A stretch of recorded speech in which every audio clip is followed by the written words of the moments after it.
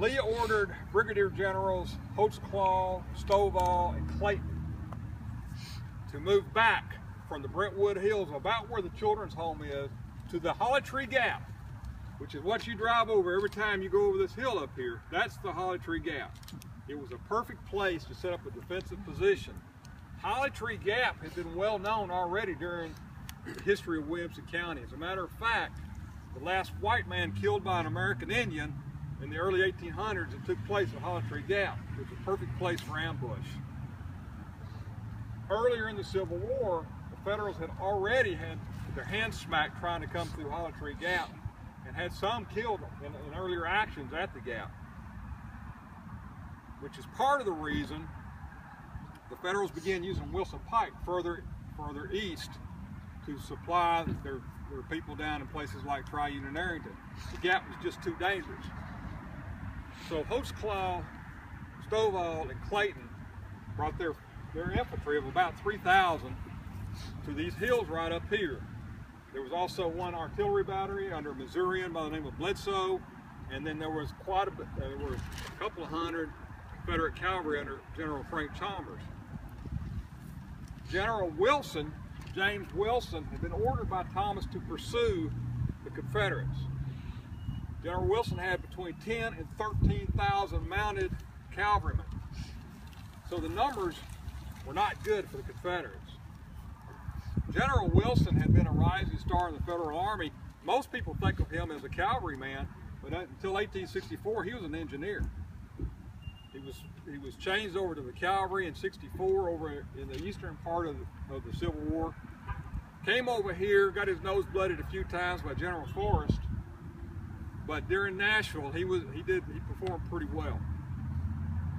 So what you have is 2,000 Confederate infantry on the other side of this gap here, ready for the Federals to come crashing through.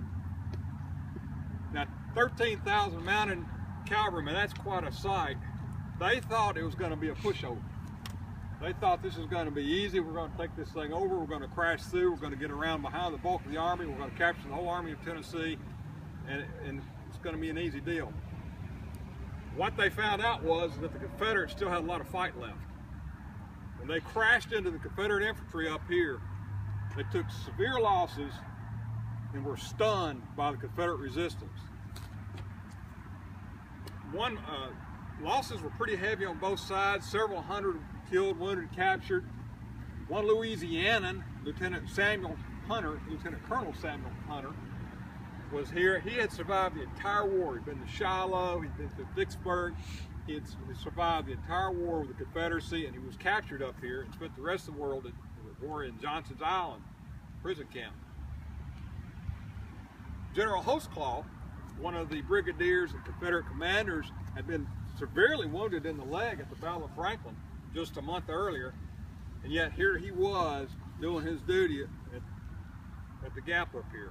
Several Pennsylvania and Iowan infantrymen were killed and wounded as well, and several hundred Federal cavalry were captured. General Wilson would write later that it was not the walkover they expected. This is the first action right here of a very long day. As they fought in the Gap, the fighting actually spilled out where we're standing right now. In fact, there have been artifacts found here before all this was built from that fight at Holly Tree Gap. Had Holly Tree Gap been a different action at a different time when there wasn't so many other things going on, we'd probably have Holly Tree Gap reenactments. But because of so much other stuff that went on, it's been largely lost to history. The next thing that happened, the Federals had to regroup. They bought the Confederates time. They flowed back down to the front of Franklin. In other words, this side of the Harpeth River, where today Harlingsdale Farm is, and the factory shopping mall in that area there. They fell back to that area and set up again, their backs to the river. They were in a desperate position. Chalmers' cavalry, which got pushed around pretty good up here at the Gap, sort of hid down near where the factory is, Liberty Pike. The Federals regrouped and they came down from Spencer Creek Road and attacked across what today is known as Harlinsdale in what may be the largest cavalry attack in North American history, and nobody really knows about it.